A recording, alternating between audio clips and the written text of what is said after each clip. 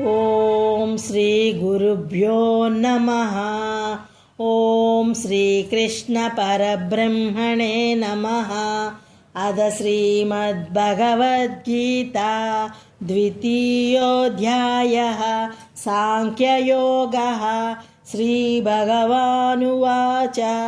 3వ శ్లోకము. క్లైబ్యమాస్మగమః పార్థః నైతత్వయుపపద్యతే క్షుద్రం హృదయ దౌర్బల్యం త్యక్తోత్తిష్ట పరంతప. ఓ అర్జున, అధైర్యమును పొందకము, ఇది నీకు తగదు. నీచమగు ఈ మనోదుర్బలత్వమును వీడి యుద్ధము చేయుటకు లెమ్ము. సుగుణములలో ధైర్యము, నిర్భయత్వము చాలా ప్రధానములైనవి. అవి ఉండినచో మిగిలిన సుగుణములన్నీ వచ్చి చేరును. ఉత్సాహం, సాహసం, ధైర్యం, బుద్ధిశక్తి, పరాక్రమః షడేతే యత్ర తిష్టంతి తత్ర దేవోపి తిష్టతి. ఉత్తిష్ట, ఉత్తిష్టత, జాగ్రత్త, ప్రాప్య వరాన్ని బోధత, లెమ్ము, మేలుకొనుము, మహనీయులను సమీపించి విజ్ఞానమును పొందుము అని ఉపనిషత్తులు ఘోషించుచున్నవి. అంతఃశత్రువులకు కామ, క్రోధ, లోభ, మదమాశ్చర్యములను జయించమని శ్రీకృష్ణ పరమాత్మ అర్జునునకు చెప్పుచున్నాడు. కార్పణ్యదోషోపహత స్వభావః పృచ్ఛామి త్వాం ధర్మ సమ్మూఢచేతాః యశ్రేయః యసా నిశ్చితం బ్రూహి తన్మే శిష్యస్తేహాం సాధి మాం త్వాం ప్రపన్నం. ఆత్మజ్ఞాన శూన్యతాను దోష స్వభావంచే ధర్మ విషయమున సందేహము కలిగి మేము అడుగుచున్నాను. ఏది నిశ్చయంగా శ్రేయస్కరమో దానిని చెప్పుమని నేను మీకు శిష్యుడును. శరణు పొందిన నన్ను ఈ ప్రకారముగా నడుపుమని శాసింపుడని అర్జునుడు కృష్ణునితో పలికెను. అర్జునుడు శ్రీకృష్ణ భగవానునకు శరణాగతుడయ్యను. శిష్యుడు ఎంతెంత వినయము కలిగి ఉండునో గురువునకు అతనిపై అంతంత ప్రీతి జనించుచుండును. కావున అర్జునుడు ఎప్పుడు ప్రపత్తి ద్వారా, శరణాగతి ద్వారా, ఆత్మార్పణము ద్వారా తన శిష్యధర్మమును పాలించెను. శ్రీకృష్ణ భగవానుడు వెనువెంటనే తన గురుధర్మమును పాలించెను. చక్కని ఆధ్యాత్మిక బోధచే అర్జునుని కడతేర్చెను. ముముక్షువులు అందరూ భగవద్గీత యందు తెలుపబడిన ఈ గురుశిక్ష న్యాయమును చక్కగా తెలుసుకుని తరించుట మంచిది.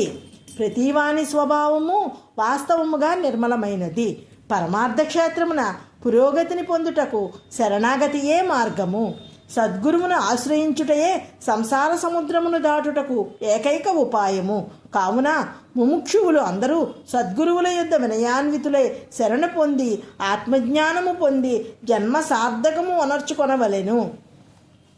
మనోవ్యాధికి ఆత్మజ్ఞానం ఒకటియే పరమ ఔషధము. శ్రీ భగవానువాచ.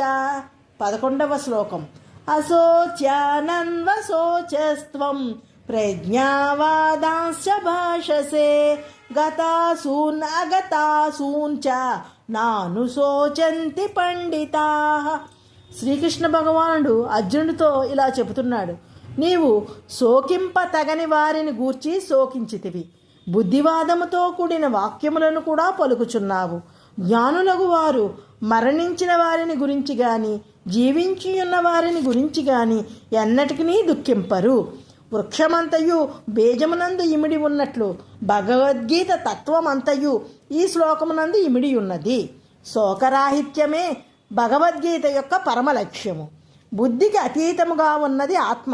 బుద్ధిని దాటి ఆత్మను సృష్టించిన వానికి పరమార్థతత్వమును యథార్థమును వచింపగలడు. 12వ శ్లోకం.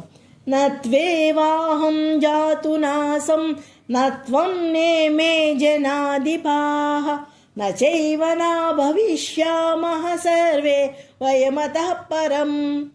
అర్జున, నేను గాని నీవు గాని యుద్ధభూమి యందు గల రాజులు గాని ఒకప్పుడునూ లేనివారము కాము, ముందును లేకపోవు వారము కాము. ఈ శ్లోకము ద్వారా భగవానుడు తత్వమసి మహావాక్యోపదేశమును చేయుచున్నారు. నేను, నీవు, సమస్త జీవులు అందరూ శాశ్వత ఆత్మస్వరూపులే అని ఘోషించుచున్నారు. ఇది పరమ రహస్యము ఆధ్యాత్మతత్వము. బ్రహ్మజ్ఞాన సారాంశం ఇదియే.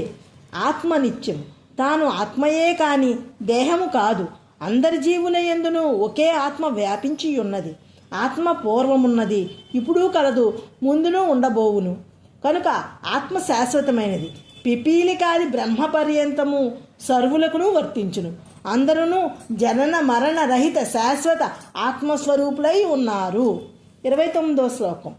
ఆశ్చర్యవత్ పశ్యతి కశ్చితేనం ఆశ్చర్యవత్ వదతి తదైవ చ అన్యః ఆశ్చర్యవచ్చైవమన్యః శృణోతి శ్రుత్వాప్యేనం వేద న చైవ కశ్చిత్.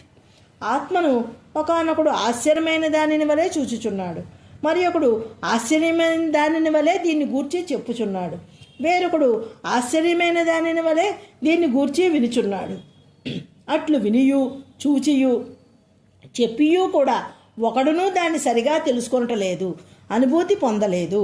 ఆధ్యాత్మ విద్య ప్రాక్టికల్ సైన్స్, ఆచరణపూర్వకమైన విజ్ఞానము. చిత్తశుద్ధి గల వారికి బ్రహ్మ సాక్షాత్కారము లభించగలదు. శ్రీ భగవానువాచ. 55వ శ్లోకం. ప్రజాహాతి యదా కామాన్ సర్వాన్ పార్థమనోగతాన్ ఆత్మన్యేవాత్మనా తుష్టః స్థితి ప్రజ్ఞః తదా ఉచ్యతే. ఓ అర్జున, ఎప్పుడూ మనుజుడు తన మనస్సుందున్నట్టి కోరికలన్నిటినీ సంపూర్ణముగా వదిలివేయునో మరియు ఆత్మయందే ఆత్మచే నిరంతరము సంతుష్టిని పొందుచుండునో అప్పుడు అతడు స్థితప్రజ్ఞుడని చెప్పబడును. తాను చేయవలసిన సాధన సక్రమంగా చేయవలెను. ఓం తత్సత్.